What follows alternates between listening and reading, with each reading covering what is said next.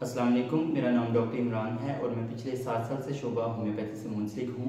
मेरे measures areas of interest हैं male sexual disorder यानी मेल सेक्सुअल एबिलिटी का कम हो जाना, एंजाइटी डिसऑर्डर्स, किडनी स्टोन यानी गुर्दों में पथरी का बनना, पेप्टिक अल्सर मैदे में ज़ख्म हो जाना, हेमराइड्स, एनल फिशर यानी मसों से खून आना और मसे बनने के बाद पखाने से खून आना। ये मेरे मेजर्स एरियाज ऑफ इंटरेस्ट में हैं। आज हम बात करते हैं मुख्तसर सी एंजाइटी डिसऑर्डर के ऊपर कि ये क्या चीज़ है। एंजाइटी बेसिकली ऐसी एक बीमारी है जिसमें छोटी छोटी टेंशन्स, छोटी छोटी परेशानियां और पुअर डिसीजन मेकिंग में आप पुअर होते हैं और छोटी छोटी परेशानियां मरीज़ को एक बहुत बड़े मसले में उलझा देती हैं। तो एंजाइटी बेसिकली टेंशन्स का इकट्ठा और टेंशन्स की मजमूए को कहते हैं। इसकी कई अकसाम होती हैं जैसे कि generalise anxiety, panic disorders and phobias, यानी कि ये इसकी चंद मेन किस्में हैं। आज मैं पहले आपको बताऊंगा कि जनरलाइज एंजाइटी में जो पेशेंट मुब्तला होते हैं उनमें छोटी छोटी टेंशन से उनको हर वक्त वहम और पुअर डिसीजन मेकिंग होती है उनकी, यानी वो कोई फैसला नहीं ले पाते। इसके अलावा छोटी छोटी यानी कि नींद की कमी रहना, वहम ख्यालात आते रहना, ये जनरलाइज एंजाइटी में आते हैं। ये इतनी खतरनाक नहीं होती, इसमें पेशेंट जल्दी रिकवर कर जाता है और विदाउट मेडिसिन भी ठीक हो सकता है अगर उसकी थोड़ी सी काउंसलिंग की जाए।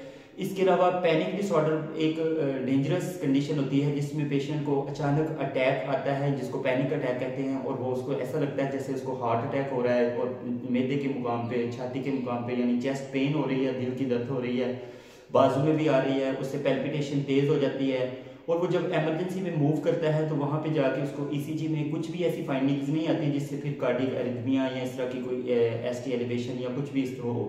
तो ये एंजाइटी की वजह से होता है। पेशेंट को नींद नहीं आती, फ़ौरन पैल्पिटेशन स्टार्ट हुई और वो समझना शुरू हो गया कि ये मुझे दिल का इशू है।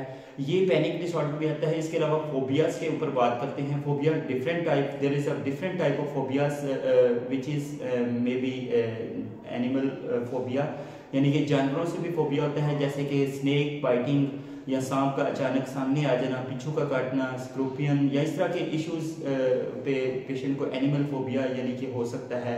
फिर इसके अलावा हाइट फोबिया होता है, फ्लाइंग फोबिया होता है या फिर इस तरह के दूसरे फोबियाज होते हैं जैसे पेशेंट अचानक एक्सीडेंट देखा है और उसमें उसको एक हादसे की वजह से खून या मर्डर देखने की वजह से उसको नींद नहीं आती, घबराहट का शिकार रहता है, हर वक्त भूख खत्म हो जाती है। तो ये जो मसाइल होते हैं ये एंजाइटी डिसऑर्डर के अंदर हम लेते हैं। इसके अलावा ऐसे पेशेंट जो मोस्टली डायबिटीज़ में मुब्तला होते हैं और डायबिटिक होने की वजह से उनमें सेक्सुअल एबिलिटी का कम हो जाना, मेडिसिन की वजह से भी ये होता है और ये शुगर की वजह से जो कि हमारे नर्व सिस्टम के ऊपर अफेक्ट करती है और हमारे पट्टों को कमज़ोर कर देती है।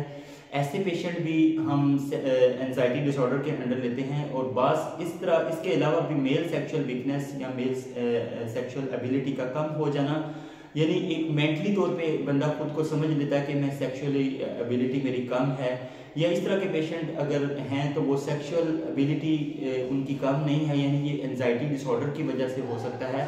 और अगर आप इस तरह के इश्यूज से में मुब्तला है आप हमसे रब्ता करें। आप मुझसे ऑनलाइन कंसल्टेशन भी कर सकते हैं। आप ओला डॉक के प्लेटफॉर्म से मुझसे रब्ता कर सकते हैं। ओला डॉक एक पाकिस्तान की नंबर 1 ऐप है जिसके ज़रिए आप किसी भी स्पेशलिस्ट, किसी भी प्रोफेसर और किसी भी किस्म की स्पेशलिटी से आप ऑनलाइन कंसल्ट भी कर सकते हैं और उनको फिजिकली चेक भी करवा सकते हैं। होप ये तमाम मालूमात आपके लिए बेहतर साबित होंगी। अस्सलाम वालेकुम रहमतुल्लाह, थैंक यू।